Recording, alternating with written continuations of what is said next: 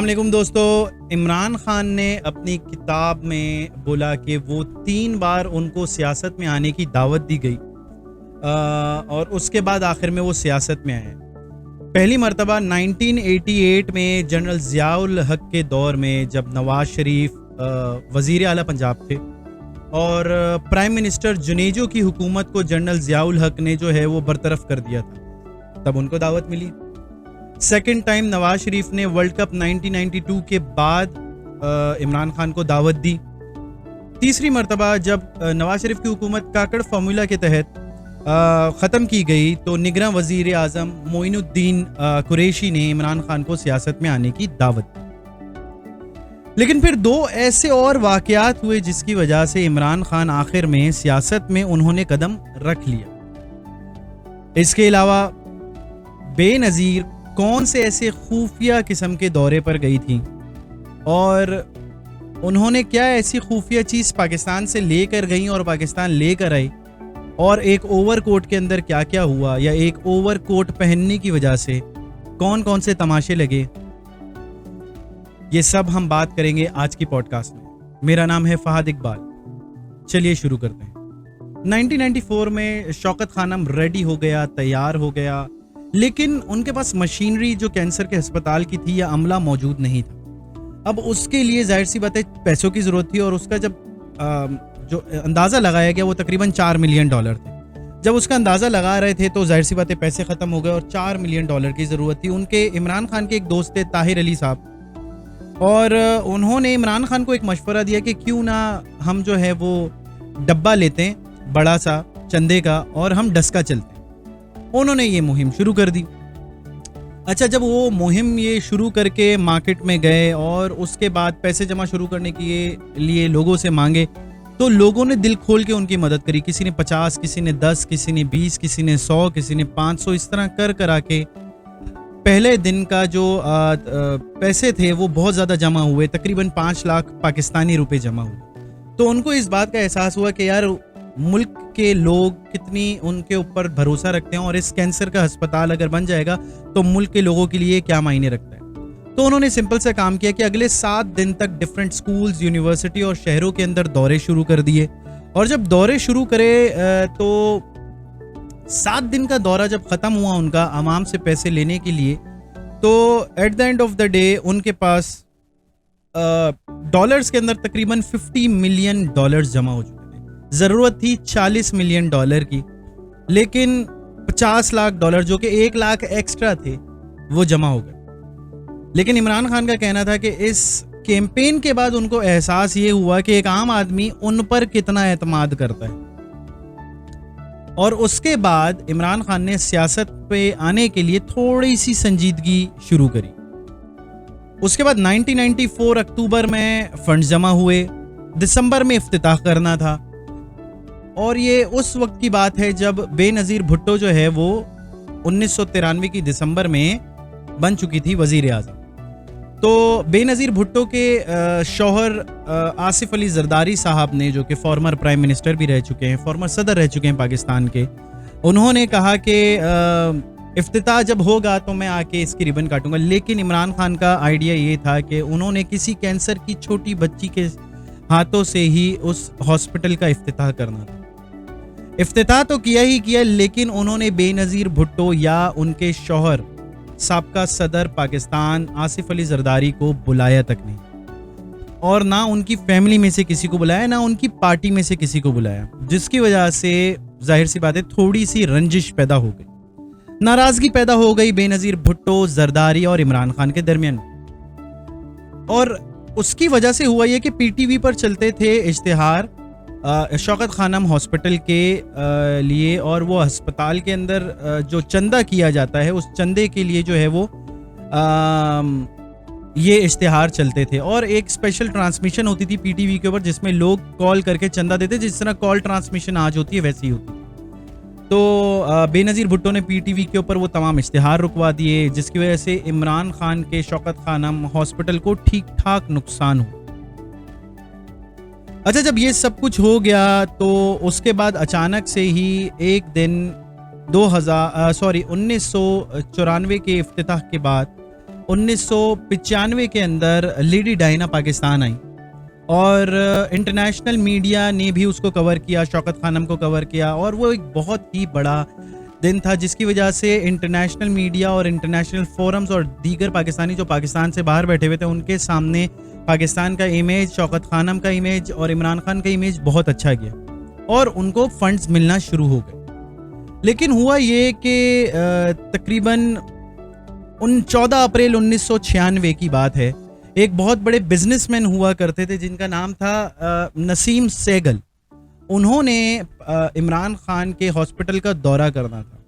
अब दौरा करने के लिए वो जा ही रहे थे कि शौकत खानम के अंदर एक बॉम्ब ब्लास्ट हो गया। जी हाँ दोस्तों, अब ये बॉम्ब ब्लास्ट इतना बड़ा था कि ऑलरेडी वहाँ पर कैंसर के मरीज बच्चे बैठे हुए थे, मरीज थे, और वहाँ पे बॉम्ब ब्लास्ट हो गया जिसके अंदर ओवरऑल 37 लोग जख्मी हुए और 7 लोग मर गए। उन 7 लोगों की हलाकत में से 2 बच्चे वो थे जो कि ऑलरेडी कैंसर के मर्ज में मुब्तला थे और वो कैंसर की जंग लड़ रहे थे, जिंदगी और मौत की। अच्छा, ये सब काम हुआ और उसके बाद ये पाकिस्तान के हिस्ट्री में सबसे पहला ऐसा धमाका था जो कि किसी हॉस्पिटल के अंदर हुआ। अच्छा, ये हो तो गया धमाका, लेकिन इस धमाके के बाद बेनज़ीर भुट्टो गई वहां पर ताज़ियत के लिए हॉस्पिटल का जायजा लेने के लिए, लेकिन इमरान खान ने उनका इस्तकबाल नहीं किया बल्कि उनके आने से पहले ही वहां से चले गए। लेकिन साथ ही साथ नवाज शरीफ भी वहां पर दौरे के लिए अगले दिन आए। जैसे ही नवाज शरीफ वहां पर दौरे के लिए आए तो उन्होंने जो है वो इमरान खान भी वहां मौजूद थे, इमरान खान ने उनका इस्तकबाल भी किया, सब चीज़ किया। तो इमरान खान ने उस वक्त जो काम किया था नवाज शरीफ के साथ, उसकी वजह से बेनज़ीर को ये चीज़ बहुत बुरी लगी।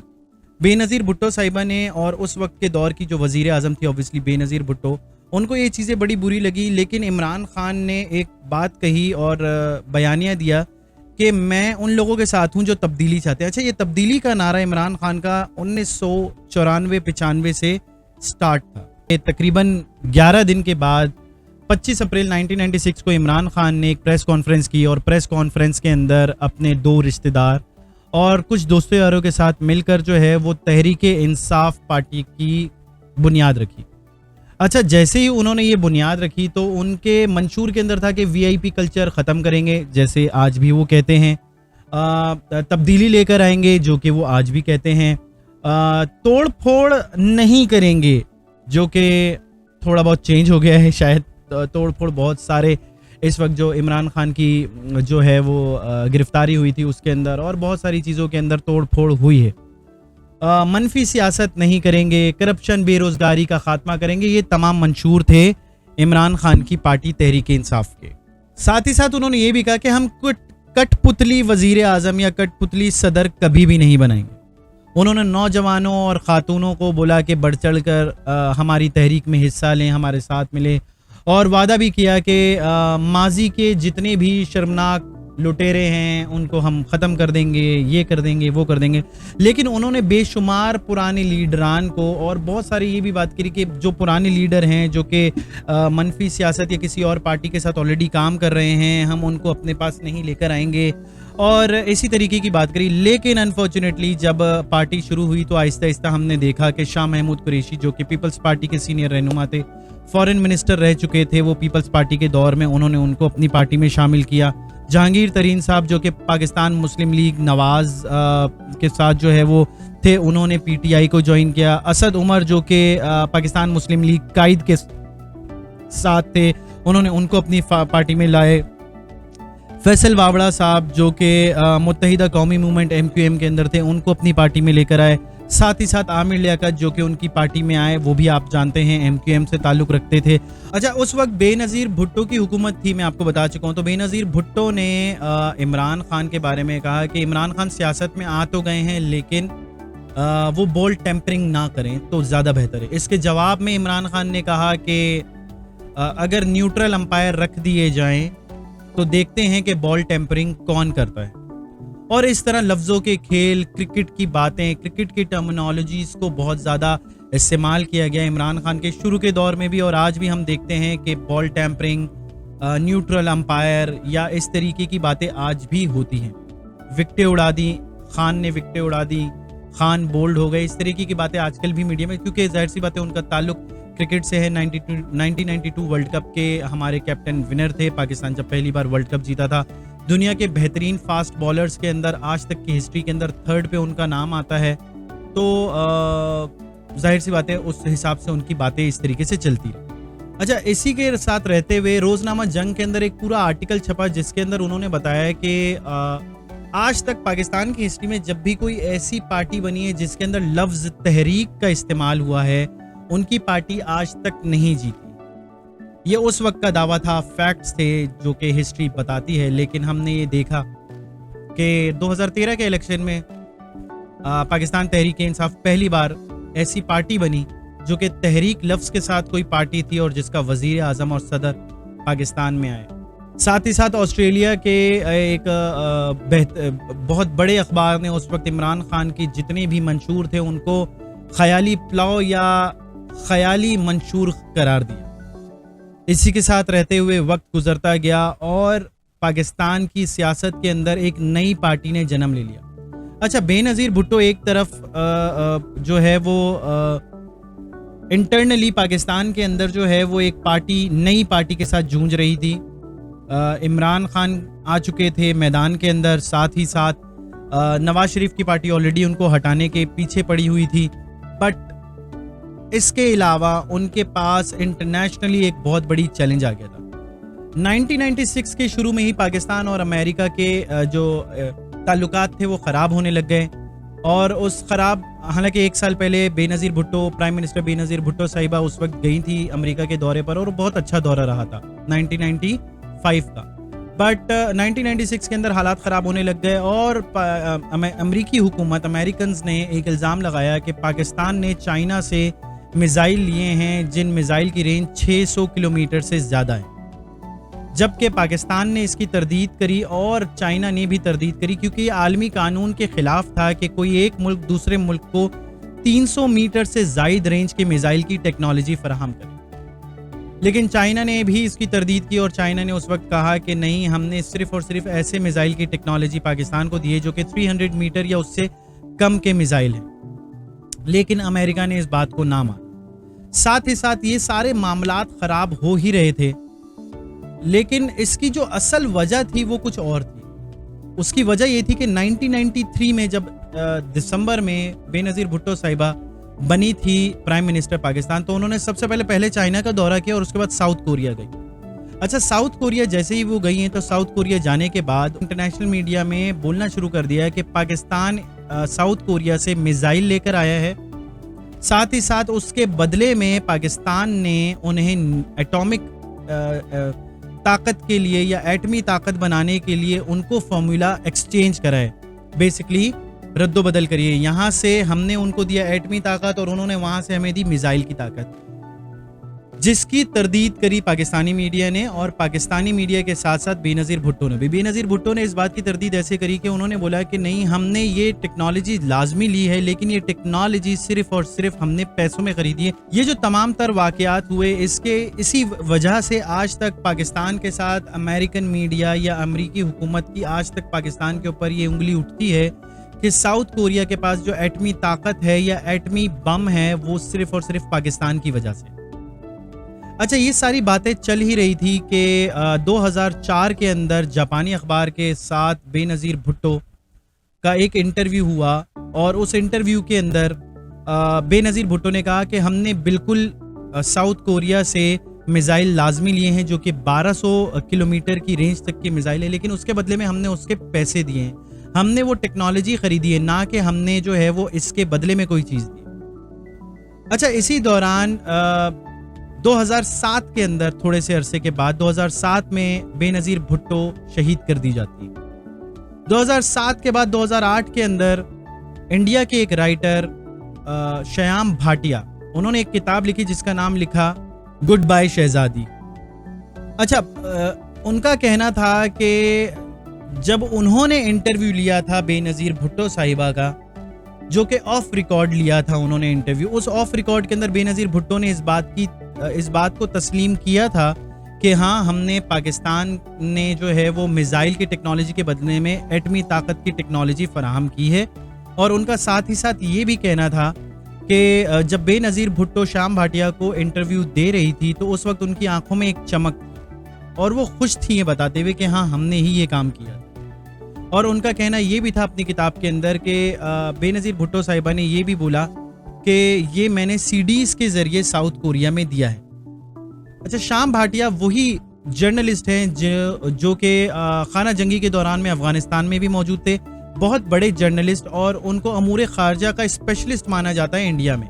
ये वही शख्स है जिन्होंने बेनज़ीर भुट्टो के ऊपर बाकायदा किताब लिखी। भाटिया ने अपनी किताब में ये भी लिखा कि जब उन्होंने उनको ये बताया तो उसके बाद बेनज़ीर भुट्टो ने ये नहीं बताया कि बेसिकली ये सीडी साउथ कोरिया में उन्होंने किसको दी और किस तरीके से दी।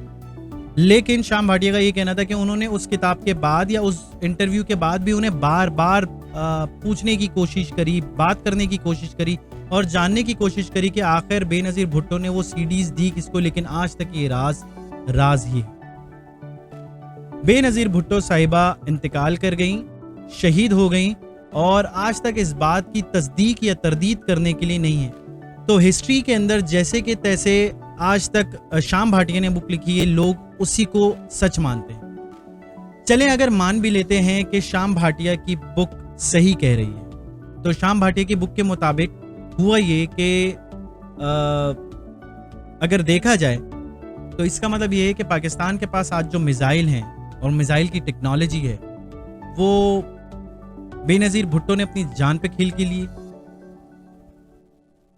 इसके साथ साथ शाम भाटिया अपनी किताब में ये भी लिखते हैं कि बेनज़ीर भुट्टो साहिबा ने पाकिस्तान में, जब वो बेनज़ीर भुट्टो साहिबा जो है वो प्राइम मिनिस्टर बन गई थी, तो उन्होंने चाइना और साउथ कोरिया के दौरे से पहले इस्लामाबाद से एक ओवरकोट खरीदा।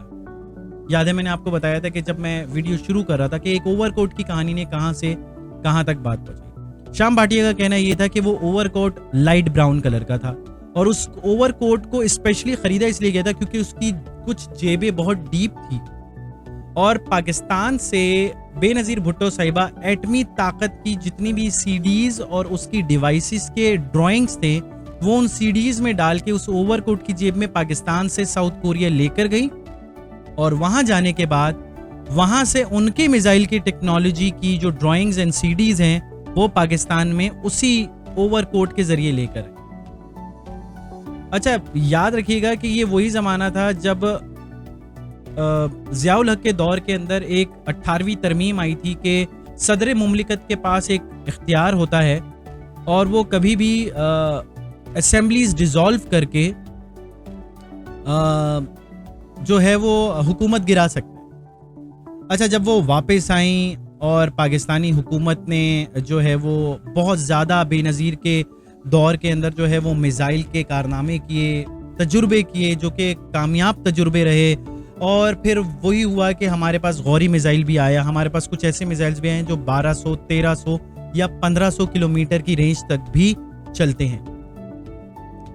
अच्छा, बेनज़ीर भुट्टो साहिबा की ये तमाम बातें चली रही थी कि नवाज शरीफ साहब ने उनकी हुकूमत गिराने के लिए फुल मंसूबा बना लिया था और उस मंसूबे में ये था कि जिस तरह मैंने आपको बताया है कि 18वीं तरमीम के मुताबिक जो है वो सदर मुमलिकत जो होता है वो असेंबलीज डिसॉल्व कर देता है और वज़ीर आज़म ख़त्म हो जाता है। उस वक्त जो है वो पाकिस्तान के सदर मुमलिकत फ़ारूक लगारी साहब थे और बेनज़ीर भुट्टो के बहुत ही पुरएतमाद शख्स थे। लेकिन हुआ ये कि आखिरकार फ़ारूक लगारी साहब ने असेंबलीज डिसॉल्व कर दी और बेनज़ीर भुट्टो साहिबा को घर भेज दिया। अच्छा, लेकिन फ़ारूक लगारी साहब ने ऐसा किया क्यों? वजह क्या थी? क्या वजह नहीं थी? क्या उन्हें कहीं से कुछ कहा गया था या नहीं कहा गया था? ये तमाम बातें हम नेक्स्ट एपिसोड में करेंगे इंशाअल्लाह ताला। मेरी कोशिश ये रहेगी कि मैं डिफरेंट टॉपिक्स के ऊपर कुछ बातें या कुछ हिस्ट्रीज के फैक्ट्स और चीज़ें लेकर आता रहूँ आपके लिए इस पॉडकास्ट के अंदर। अच्छा, पॉडकास्ट के अंदर बहुत सारे सवालात करने के लिए भी जो है वो लोगों को बुलाना था, बात करनी थी, बट मेरा मानना ये है कि मैंने ये चैनल अपनी बेटी के साथ शुरू किया था तो मैं आपको कल के पॉडकास्ट में भी बता चुका हूँ कि मैं चाहता हूँ कि मेरे लिए सबसे पहला जो मेरा इंटरव्यू हो पॉडकास्ट के अंदर वो मेरी बेटी के साथ बैठकर हो। तो इंशाल्लाह ताला जब मेरी बेटी आ जाएगी उसके बाद उसका पहला इंटरव्यू हो जाएगा तो मेरी कोशिश होगी कि मैं ज़्यादा से ज़्यादा डिफरेंट पॉडकास्ट बनाऊँ और दूसरे लोगों को भी बुलाऊँ, उनके साथ भी बैठ के बात करूँ। लेकिन अगर आप जानना चाहते हैं कि इसके आगे हिस्ट्री फैक्ट्स में क्या हुआ तो लाजमी मेरे पॉडकास्ट का नेक्स्ट एपिसोड भी देखिएगा।